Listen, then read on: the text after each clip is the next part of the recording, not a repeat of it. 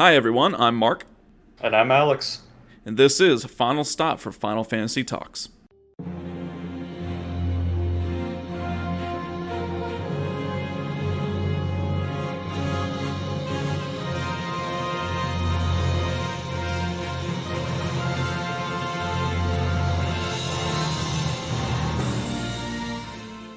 Welcome everyone. We're on episode 6 here of Final Stop for Final Fantasy Talks, and Alex and I, we are quite excited because we are starting our Final Fantasy 9 series, which is great because, we kind of did Final Fantasy 12, but it was only 3 episodes.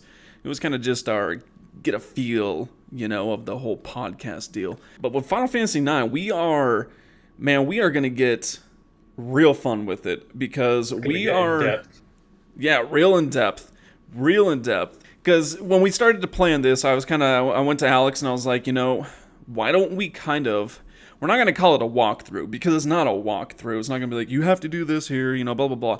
But we're going to just go in sequence of the game, instead of bouncing around different ideas like, oh, chocobos, oh, XYZ, whatever. We're just going to kind of keep it in lines with the story, and then we might stop and talk about some different things here and there for, specific episodes to get a little bit more in depth.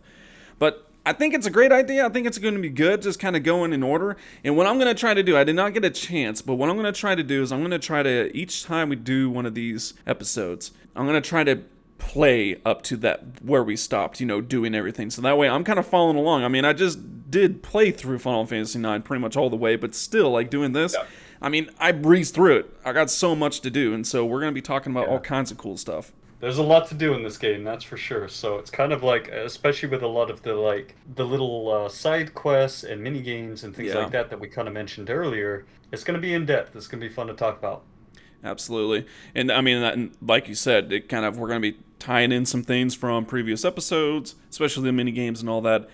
And so let's kick it off. So intro scenes. I will say the one thing I've missed the most as Final Fantasy has progressed is they don't really do as many cinematics. Like 7, 8, 9, Yeah. man, they were all about it. So many. 10, 10, Yeah. 2 actually had quite a bit as well. 12 actually had a lot, but that was a little different. But it started going towards just in-game graphic kind of cutscenes. And it's like, come on, Mhm. man, where's the cinematics? So what was your thoughts on the intro scenes?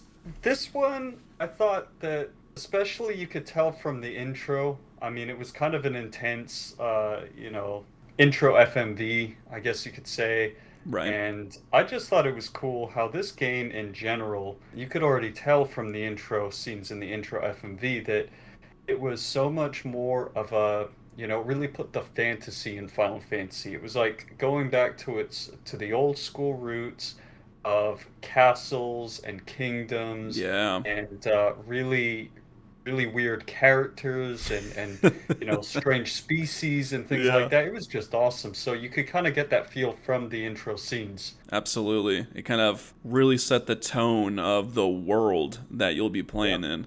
And I agree, man. I like that. That's, when I think of Final Fantasy, especially if we're thinking kind of just older school, that's what you think, right? You kind of think of like major cities, powerful nations, and all these other Yeah. things, and it's just it's really cool. I love the scenes as well, and just like I pretty much said, cinematics in general, man, I love them. They're awesome, and Yeah. because here's the other thing too, like when I play through these, we grew up playing this. And Oh yeah. so, fun fact here for Alex and I is I remember we got our hands on Final Fantasy 9 whenever that was. I don't know, 4th, 5th grade for us.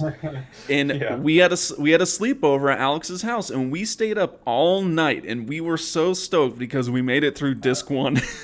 Yeah, You well, know? that was intense because, anybody who's played this game before, that some crazy things start to happen at the end of disc Absolutely. one. And we would just try to basically get as far as we could in like one evening or one afternoon or whatever, we would just play Final Fantasy. We would stick to one game and just play that all night. Yeah, bust out those vanilla Coca-Colas, man, and just go for it. And it was awesome because Exactly. that's the thing. This one, I know we're kind of getting off topic here, but this one just real great for kind of just surprises, and it's full of it. So, all right, first battle, right? So Yeah. Zidane, he's in the theater ship. First battle. It's quite interesting, isn't it? It's pretty It's funny. really weird. Yeah, Yeah. it was very strange. I mean, why the heck did Baku have a dragon head? First of all, like, it's just so That's the weird. thing. It was so funny. And then at the very beginning too, he does like a roar like a dragon too, Yeah, like "Roar," and it's like, how did he even do that? But yeah, it is really weird because I guess it was like supposed to be a training session, but I mean, the fact that none of them knew that it was actually Baku, even though he was wearing like aside from the dragon, yeah. hat thing or whatever, the mask. He was wearing all his normal clothes, and we're just fighting this thing as if it's an actual like enemy or something. Yeah, it's so strange. Like Really at first funny. you think it's maybe stuck on his head, but yeah, then the roar, it's like, okay, you're just pretending, okay? But so battle system, it's very traditional up to that point. It's Yeah. turn based. I will say Final Fantasy 9. Oh my gosh, does it drag its feet? You're just sitting Oh, there staring I was at gonna that bar say, to fill up, and it's like, well, I'll go grab a cup of coffee real quick while I got some I time. know. Yeah, the But ATB speed is so yeah, slow. and I mean, I kind of understand it because you get four characters in this one, which is that's new, and I'm pretty sure that's the only Final Fantasy in which you get to have four party members in. So that's pretty cool. I gotta say, so I think six Oh, had okay. four, See, and but I got no we knowledge didn't before really play seven. those ones too much. Yeah. Yeah, So, anyways, and so maybe that's why it's slower. I don't know, but what do you think about the all thief team that they start you with? I loved it. I mean, honestly, like Blank was always one of my favorite characters. Yeah, And I always kind of thought it was a shame, especially, it would have been nice to actually have him as a permanent character, even though, like, he was basically the same as Zidane, right. just steal and stuff. But he was just a cool He character. was a cool blindfolded Um, or whatever. Right? I don't even know. I don't know what that is. It's like a belt over his eyes. It's Yeah, really weird. Kind of going back to, this game, just the characters and the costume design and all that kind of stuff was so it's out there, menacing. man. Yeah, it It's was out so there. bizarre. Yeah. Well, taking it the other route, the Cinna, the poor Cinna, he's so terrible. I don't get. Oh man. I mean, and we were talking about this the other day when we were, going through our points. I really, really like at some point when we start getting in depth into this kind of stuff, I'd love to look at damage equations that they use Yeah. and parameters they use for some of these characters because all of these characters just start off with base level equipment like leather shirt, leather hat, and all that stuff. But if anybody else has noticed this, whenever Cinna gets attacked, he gets KO'd like instantly because he takes Yeah. massive amounts of damage. I don't know if that's like supposed to be a joke on Cinna or something, and Probably, then to man. add to the fact that you attack with him, he does no damage either, and it's totally random. Oh, and the way he attacks in his hammer. I mean, it's just everything about him. I think is just it's a joke on him. It He's is. a joke character, yeah. Yeah. But then we got Zidane, right? So through all that, Zidane, the main character, The Dane. traditional thief character. He's got Huh? steel, he's quick and all that stuff. Overall, I kind of like him. I mean, he's pretty much just a human with a tail, right? I know that's the first thing that you notice is just like, okay, this guy, he's like part monkey, part human or something. I don't Yeah, know, but it's just that weird thing again. Final Fantasy 9 bringing the weirdness to the series, yeah, a and tail. yeah, he's just so. But that's a really interesting thing. And then of course, you get that at the very end, but. Yes, yes. So you figure all that out, but Yeah. overall, I like him. I mean, he's a solid character. I just gotta say, I think he's one of the more like relatable characters too, because he's kind True. of. It's very down to earth. Exactly, exactly. He's a pretty like humble, down to earth, but then he's got confidence. He's got a good sense of humor and all that kind of Yeah, stuff. So that's true. That's true. So you do all that, and you get in right, and we just have to point this out because it's so hilarious. When yeah, they're doing the whole plan to kidnap, the princess, and you got the two options, and it's funny because I got screenshots for all this, so we definitely be looking to media because I'll be posting all kind of the stuff as we go along. But it's just hilarious because you get to be like in Zidane, that's when and you get to select it. And it's funny if you select kidnap the queen, and because Baku just like in Yep. step, he's like, yeah, that's when we kidnap the ugly fat, and Yeah, yeah. it's just hilarious. And I mean that in and of itself, like, is just such a weird thing right off the bat. Is you've got Queen Braun, super ugly, like Yeah, pig, and then Princess Garnet. It's yeah, like, how did that work? But it's yeah, it's again, that's another hilarious. thing.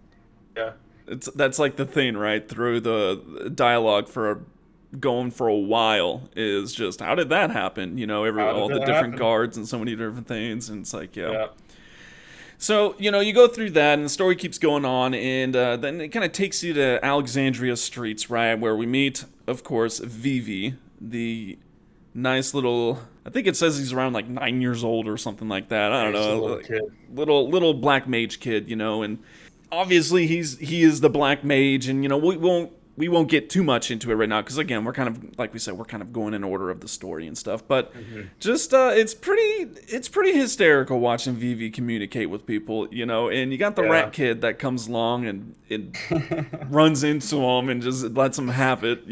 Yeah, and I love that at the beginning of the game too. He's literally referred to as Rat Kid. Yeah, It's rat kid. just fantastic. But yeah, Vivi and his mannerisms and things like that, like how he always does that sort of like readjusting of the hat and like pulling his pants up thing or something.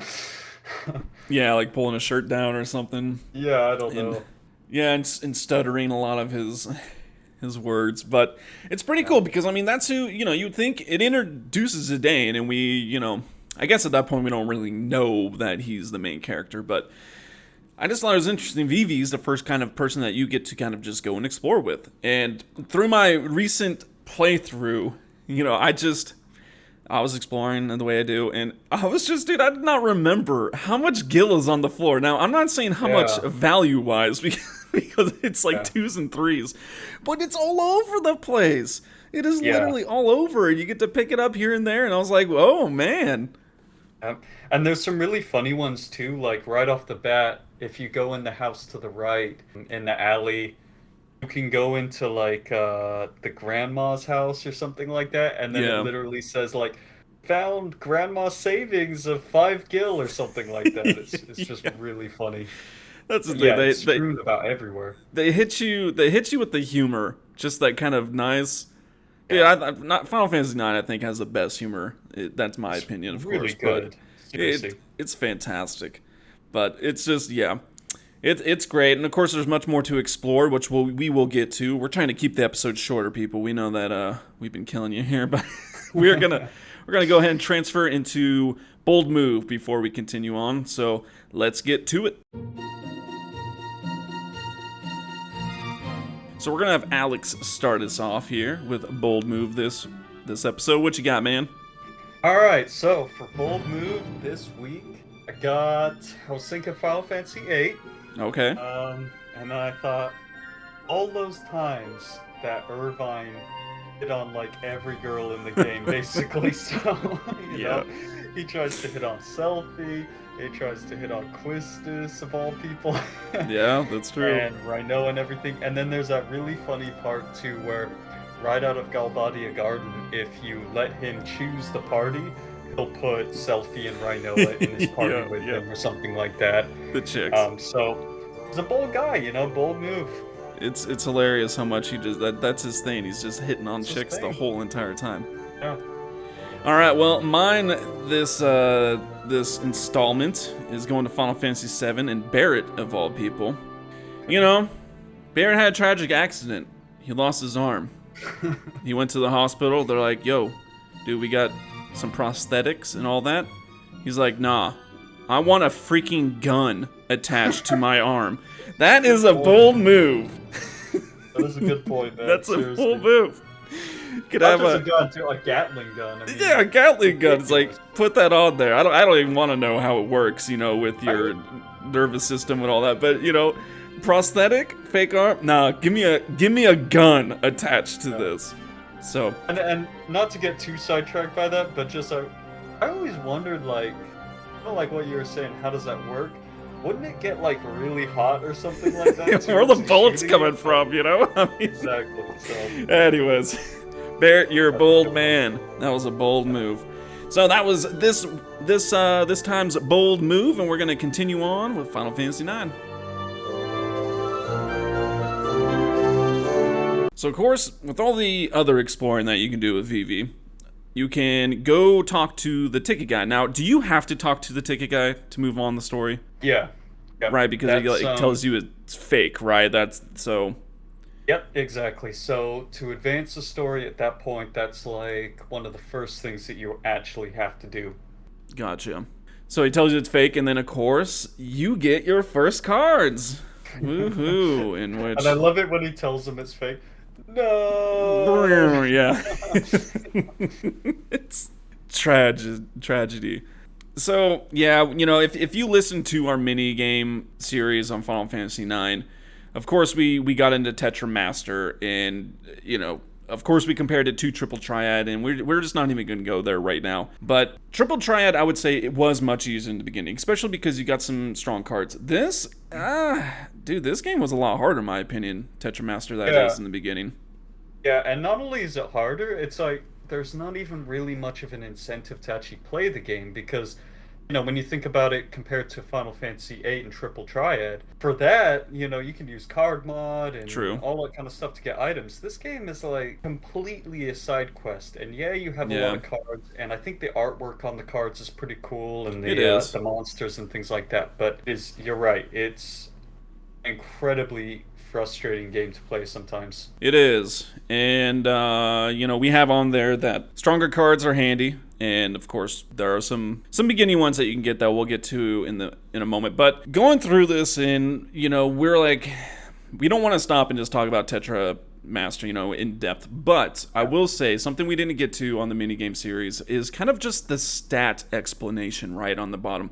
Because even, you know, going back to it in my recent playthrough, I had to look it up because I was like, man, I don't remember what is all that at the bottom. You know, I'm like, I know it means something, I just couldn't remember. And so we're just gonna go through it, and I'm gonna give you a scenario too as why Tetra Master sucks. So the Exactly. first value on the card is power, right? So kind of like your attack. That's what it is. Of course, all the values, they all range from 0 to F. So, you know, 0, 1, 2, 3, 4, 5, 9, and then A through F. Yeah, I think it's is that called hexadecimal system or something like that? But I think so, yeah.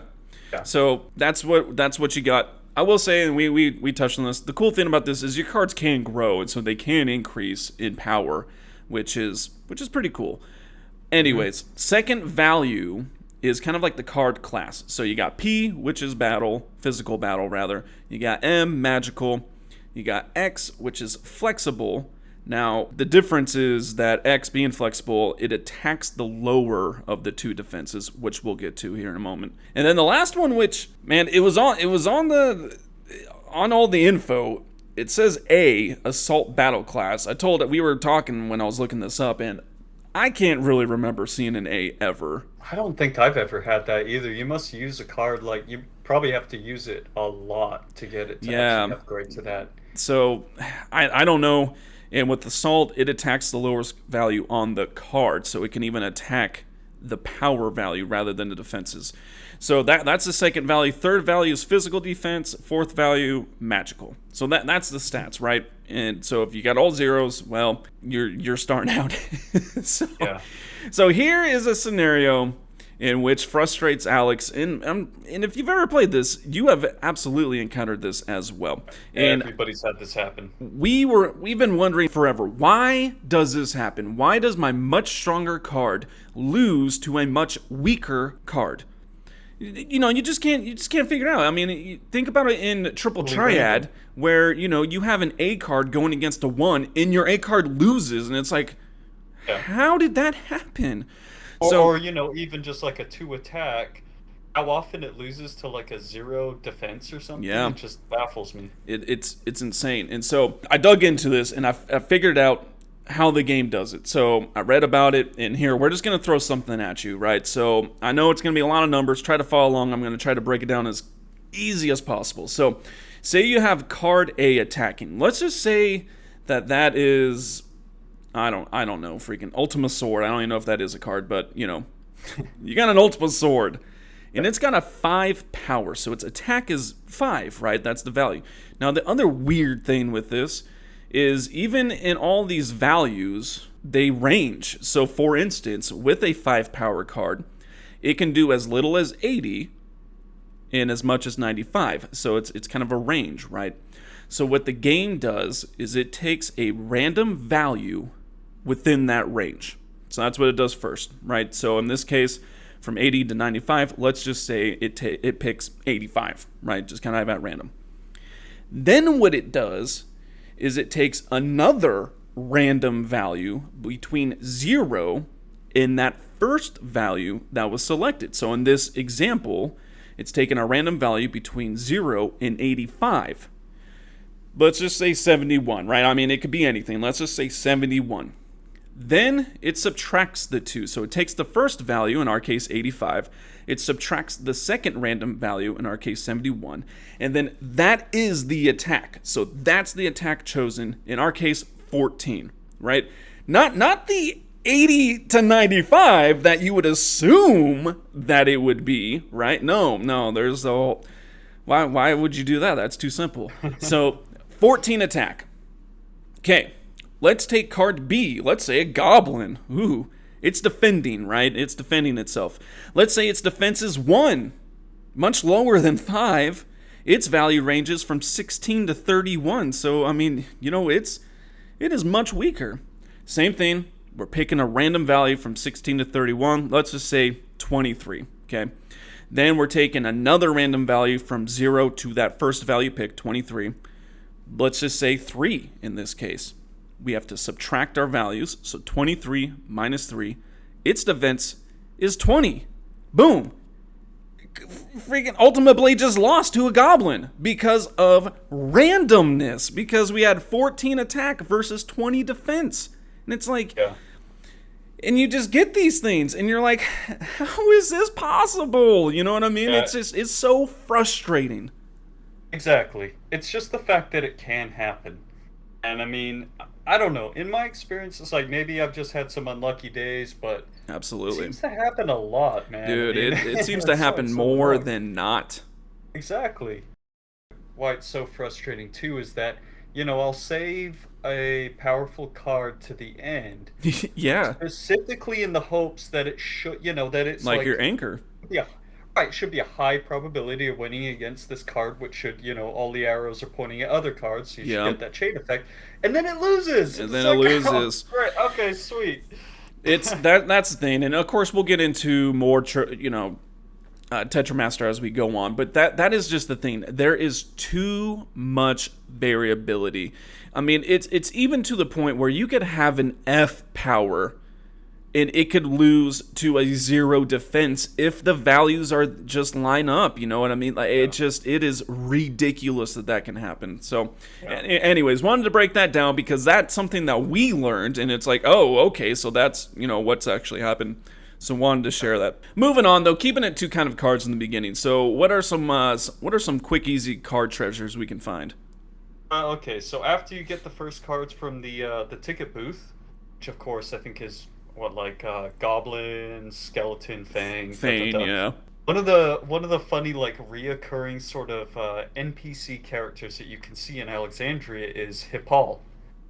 Yeah. And you don't actually have to talk to him at this point, but near the gate around that main square where the ticket booth is, you can talk to him, and he mentioned something about his hidden cards.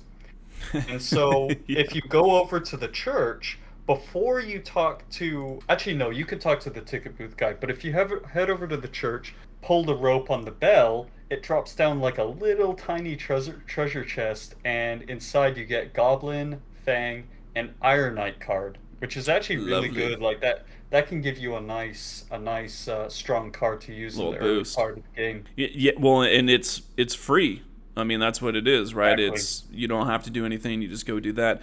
Because the other one, of course, is jump rope, which that's there in the beginning as well. We've already talked about it multiple times, so we're not going to talk about it at all because it sucks and it's frustrating and it sucks your soul. So, Exactly.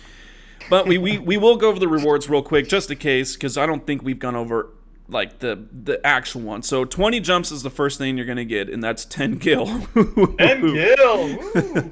Might as well keep Nice. going, because if you can get 50 jumps, you do get a Cactar card, and that is pretty darn strong at that point. So that would be a good card to try to get. Then of course 100 jumps Genji card, 200 jumps Alexandria card, 300 jumps Tiger Racket, and then card, that is not the weapon, and then 1,000 jumps, of course we talked about many times, you get basically just the achievement for it. Yeah. So I'm gonna try my best to try to get 50. I want to try to get that Cactar card at the beginning, because I do want to make, I know we say this a lot, I do want to make a serious attempt at cards, but we'll see how that goes. Oh yeah, I've had a lot of success in getting up to 50. For 300 consecutive jumps, man, they should actually give you the Tiger Racket weapon for that, to be honest. But I know, right? That's just me, because Tiger Racket card, honestly, isn't even that good. I think I've gotten Genji one time, and that's not really that great of a... I mean, it's more of a defensive one. It has, like, no attack. It's got really good defense, but... Yep, well... That's that. Try your best, right? Exactly, yeah.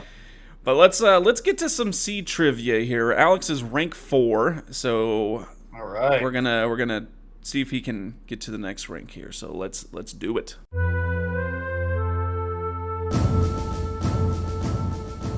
So our rank 5 test that we got, I tried not to get too hard with these, but it's just, you know, what I do is I grab my fat stack of strategy guides and I just start digging, and some of them come to my mind, but yeah. All right, man. Starting it off nice and easy. Okay. I'll try not to laugh too much on some of these. Final Fantasy 12. Bosch is from Nalbina. False. False. All right. Final Fantasy 10. Go ahead and mix yourself a Supreme Gem with a grenade, and you'll get a tall boy. True. Final Fantasy 13. Supernatural is a paradigm that has 2 Synergists and 1 Ravager. False. Final Fantasy VIII. The UFO is found in Gradini Forest. Or Grandini Forest? Yeah, I think Grandini. So by that question, like one of the locations? Yeah. Yeah. Yes. True. Confidence. Yeah, right. All right, man. Final Fantasy IX. Keep hitting it home here. Dagger's real name is Sexy. False. Oh man. Final Fantasy X-2. Yuna's floral falal. Right, that's how you say it? Falal? Something like floral fallow. Something Fallow, like that, falal, I don't know. Anyways, it needs 2 items to break the limits. Those are Aurora Rain and Midnight Rain. And by limit you mean like the damage? Damage, yeah, all the limits, yeah. True. Alright, let's recap. Final Fantasy 12, Bosch is not from Nalbina, because he's Bosch von Ronsenberg of Damascus. From Landis or something like that, right? Yeah, he's not from Nalbina. I mean, we know that, at least. Yeah. Alright, Final Fantasy X. Mix a Supreme Gem with the grenade for Tallboy. Unfortunately, man, that is not correct. What is it, a cluster bomb? You have to... I don't know what that makes, but if you mix a Supreme Gem, it has to be mixed with either... I mean, you got Bomb Core, Bomb Fragment, Fire Gem, or Electro Marble, and that'll give you a Tallboy. All the crazy things, right? Final Fantasy 13 Supernatural is a paradigm with 2 Synergists and Ravager. I think you said false. That is true, my man. That is true. Oh, man. Yeah, come on. UFO is found in the forest. Yeah, so the UFO is found in the forest. You're good. So right now we got we're 2 for 2, or 2 and 2. Dagger's real name. Dagger's real name is not Sexy. Just because we are in Final Fantasy IX, I don't know why. We can't describe it. Final Fantasy IX, I never rename the characters in anything, ever. I just always keep them. But for whatever reason, one playthrough, I pretty much redid everyone's name, almost, except for, like, Vivi and Zidane, I think. Yeah. And, you know, being a young lad, Dagger was, I mean, come on, you guys see those graphics? Dagger was named Sexy. And what? Cuna was fatso. Red, So. Red was hippie. Freya was ugly. Yeah, very, yeah. very creative I just things. loved. I know, right? I just loved Queena Fatso. That's It's so ridiculous, man. anyways, back on track. Good times. Yeah. So so in order to break the limits, you do need Aurora Rain, and I thought I was gonna get creative here. I didn't know how well you knew it. It's not Midnight Rain though. It's actually called Twilight Rain. Oh my. So- All right. So that's a fail. So unfortunately, you failed, man. You're still seed rank 4. Wow. What a loser! Man, that was tough, dude. I That picked some was tough really ones. tough. Yeah, I Yeah, picked I some knew tough it was ones. 2 items, and that sounded legit. Oh, dude, and I mean, then- once you get into the grenades, though, too, on going back to Oh. 10, like, it's just, there are so many different combos for so many different Seriously. grenades, man. It's, yeah, Ball Boy sounded correct because I know that if you mix a lot of things with grenade, it's like cluster bomb or tall boy, or, Yeah. along those lines. And then with that paradigm too, dude. That is literally a paradigm I've never used. No, I've because never used that It's really either. hard to stabilize the gauge with that, so Yeah. I just never use it. But yeah. hey, So, oh well. that's what we got. Seed rank 5 test failed. Yeah. He's gonna remain seed rank 4. So let's go ahead, go back to Final Fantasy Harsh. 9 and finish that up.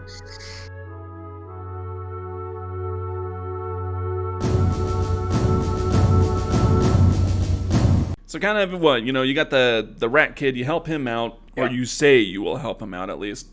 And you get through the alleyway, there you go. And then you're kind of, you got the chapel, and you can kind of explore a little bit more down here. Well, so I mean, there's also this little side quest, and kind of similar to Hippol's secret cards stash.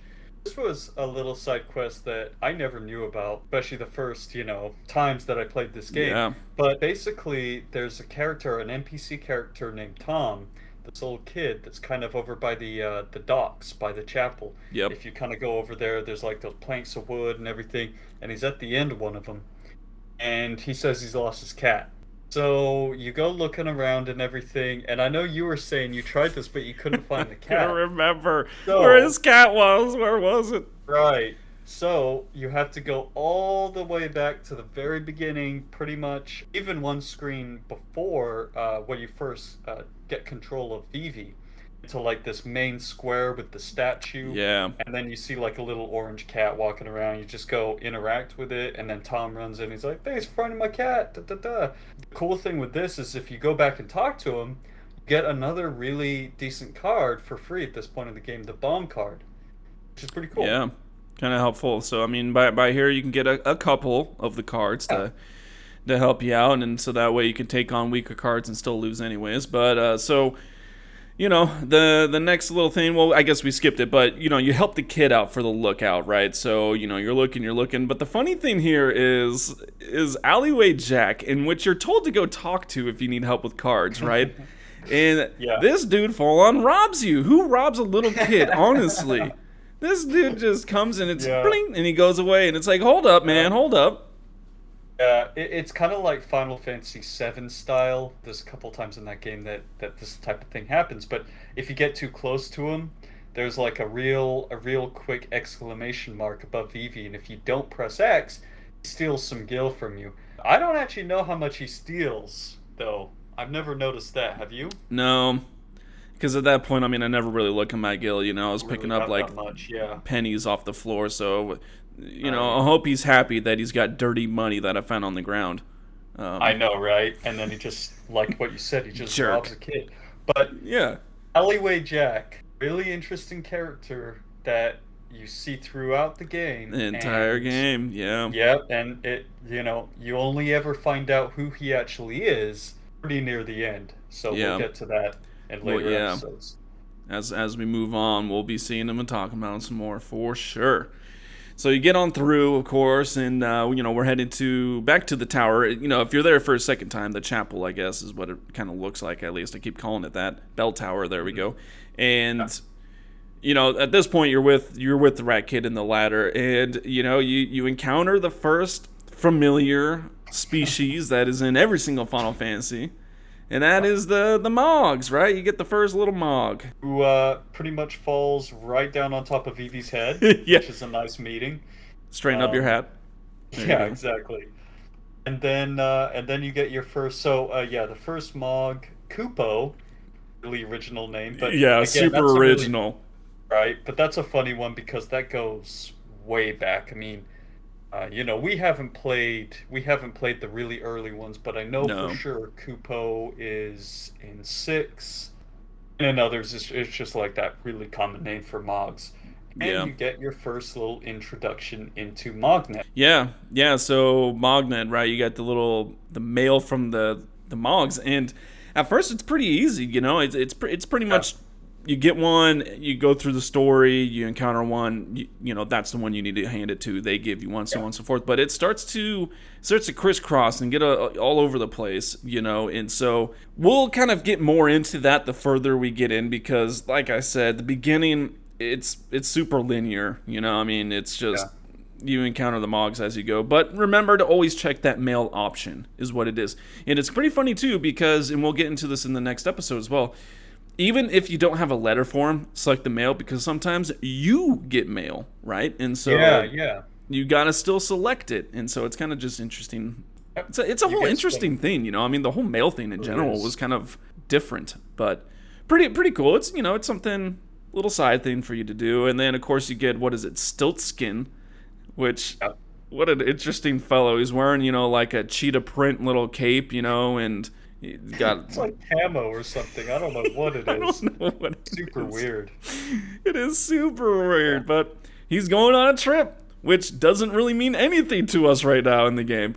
Yeah, he's like a vagabond or something, like just a wanderer around the world, and all you know is that he's going on this long trip. And again, there's some really interesting items that you can get through this. He offers some cool things that you can buy Yeah, later on down the road. At this point, right at the very beginning, you just have this nice little interaction and introduction to Stiltskin, that he's just going on a long journey. So yeah, pretty interesting stuff.